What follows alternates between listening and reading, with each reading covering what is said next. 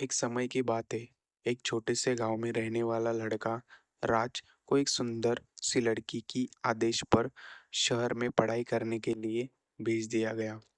उसने जानने के बाद उसने कपड़ा सिलाई का काम धंधा करना शुरू कर दिया। एक दिन राज शहर के सबसे बड़े सिलाई स्टोर पर कपड़ों का खरीदारी करने गया। वहां पहुंचकर उसकी नज़र एक दुकान में बेईमानी से छिपी लड़की पर पड़ी। उसकी नादान आदत के कारण राज वहाँ भयानक खराब हो गया। वह अपनी ईमानदारी और अच्छाई की रक्षा करना चाहता था।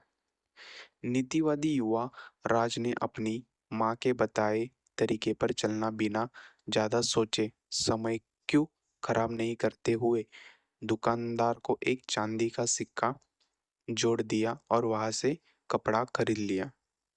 धीमी धीमी धुन सुनाई देती हुई लड़की अचानक अपने पिज्जा पानीपुरी स्थान पर दिखाई दी। वह राज की खराब हालत देखकर उनके पास आई और पूछा, आपके हाथ में क्या हुआ है? क्या मैं कुछ मदद कर सकती हूँ? राज ने यह बात सुनकर हौसला बढ़ाया और उसने सबसे पहले दुकानदार को धन्यवाद दिया जिसने उसे यह सिक्का दिया, और उसने उस लड़की द्वारा पूछे गए प्रश्नों का उत्तर दिया। धन्यवाद बहन, मेरे हाथ में कुछ नहीं हुआ है, शायद तोड़ी है। लड़की ने राज को बताया कि वह उसे बचपन से ही उम्मीद कर रही है।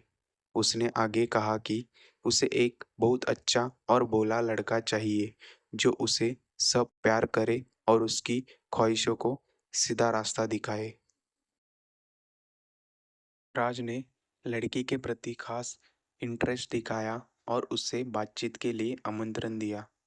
वे बहुत देर तक बात करते रहे और इस प्रक्रिया में वो दोनों एक दूसरे के बारे में अधिक जानने वाले हुए। धीरे धीरे उनके बीच की रिश्ता बढ़ा। कहानी एक लड़की और एक लड़के के बारे में है जो बचपन के सबसे अच्छे दोस्त थे।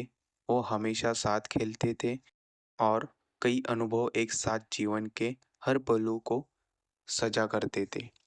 जब वे बड़े हो गए तो उनकी दोस्ती भी और गहरी हो गई। वह एक दूसरे के साथ मनोरंजन करने लगे, साथ पढ़ाई करने और सप्ताहांत में मार्गदर्शन करने लगे। एक दिन लड़के ने अपनी दोस्ती के कुछ अलग महसूस किया।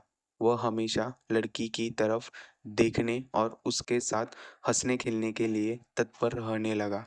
इन भावनाओं को देखते हुए लड़की ने दोस्ती के बारे में भी कुछ अलग महसूस किया। वह अन्याय महसूस करती थी क्योंकि उसे लड़के के प्रति कुछ विचार होते हुए उसके साथ भोला बनाया गया था। समय बीतते हुए लड़के ने धीरे धीरे लड़की को अपने अलग होने के ख्याल के बारे में समझाया।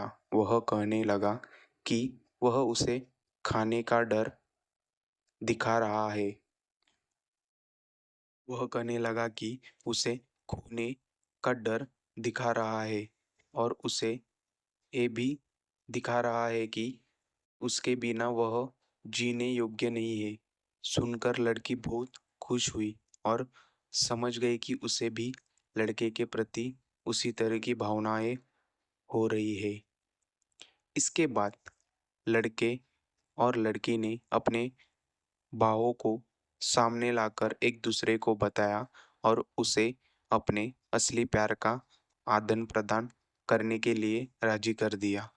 बाद में उन्होंने अपने परिवार को भी अपने असली प्यार के बारे में बताया और वह विवाह करने के लिए इच्छुक थे।